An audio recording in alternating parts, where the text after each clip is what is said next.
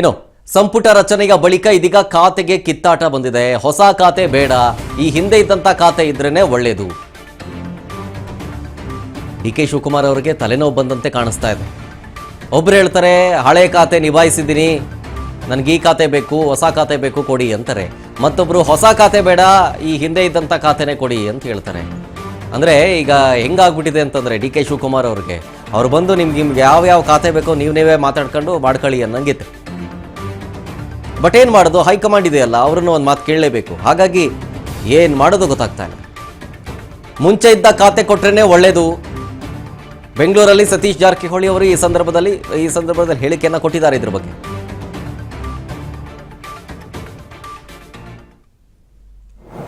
ನಾವೇನು ಮಾಡಲಿ, ಯಾವುದು ಹಂಚಿಕೆ ಮಾಡಿದ್ರೆ ನೋಡೋಣ, ಮುಖ್ಯಮಂತ್ರಿಗಳಿಗೆ ಬಿಟ್ಟಿದ್ದದು.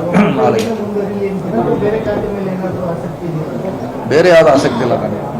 ಇದನ್ನ ಕೊಟ್ಟರೆ, ಯಾಕಂದ್ರೆ 3 ವರ್ಷ ಇದರಲ್ಲಿ ಸಂಶೋಧನೆ ಮಾಡಿದ್ದೀನಿ, ಕೆಲಸ ಮಾಡಿದ್ದೀವಿ. ಇನ್ನು ಮತ್ತೆ ಹೊಸದು ಕೊಟ್ಟರೆ 2 ವರ್ಷ ಬೇಕಾ ಹುಡುಕ್ಲಿಕ್ಕೆ, ಅಂತೂ ಏನು ಕೆಲಸ ಮಾಡಬೇಕು, ಪಾಪ್ಯುಲಾರಿಟಿ ಜನಕ್ಕೆ ಮುಟ್ಟಿಸಲಿಕ್ಕೆ ಟೈಮ್ ಆಗ್ತದೆ. ಈಗಾಗಲೇ ಭಾಳಷ್ಟು ಜನ ಅವರವರು ಅಲ್ಲಿರುವಂಥ ಸಮಸ್ಯೆಗಳನ್ನು ಪರಿಹಾರಗಳನ್ನು ಈಗಾಗಲೇ ಕಂಡು ಹಿಡಿದಿದ್ದಾರೆ.